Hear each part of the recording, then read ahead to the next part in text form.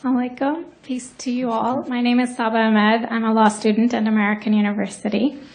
I am here to ask you a simple question. I know that we portray Islam and all Muslims as bad, but there's 1.8 billion Muslim followers of Islam.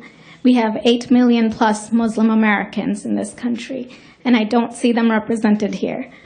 But my question is, how can we fight an ideological war with weapons? How can we ever end this war? The jihadist ideology that you talk about, it's an ideology. How can you ever win this thing if you don't address it ideologically? Great question. I am so glad you're here, and I am so glad you brought that up because it gives us an opportunity to answer. What I find so amazing is since the beginning of this panel, which we are here about Benghazi attack against our people, not one person mentioned Muslims. We are here against Islam, or we're launching war against Muslims. We are here to discuss how 4 Americans died and what our government is doing.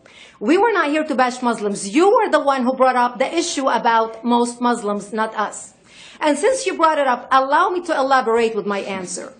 There are 1.2 billion Muslims in the world today. Of course, not all of them are radicals. The majority of them are peaceful people.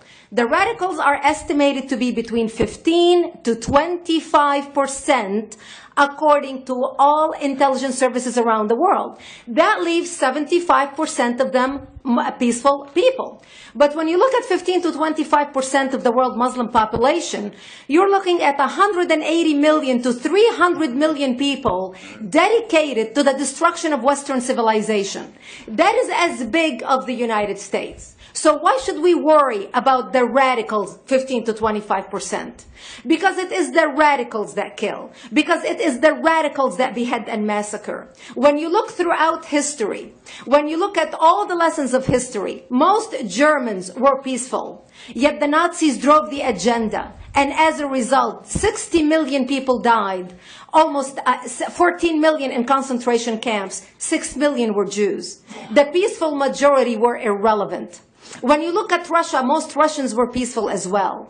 Yet the Russians were able to kill 20 million people. The peaceful majority were irrelevant. When you look at China, for example, most Chinese were peaceful as well.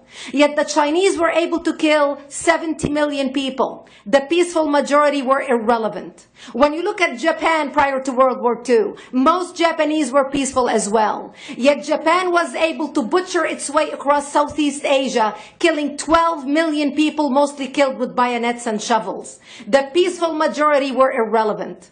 On September 11th in the United States, we had 2.3 million Arab Muslims living in the United States.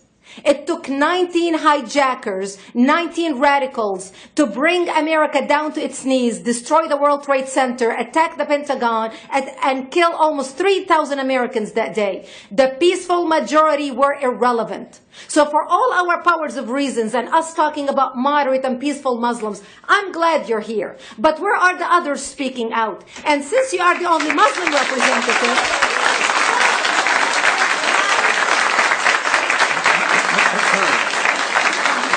save the applause till the end.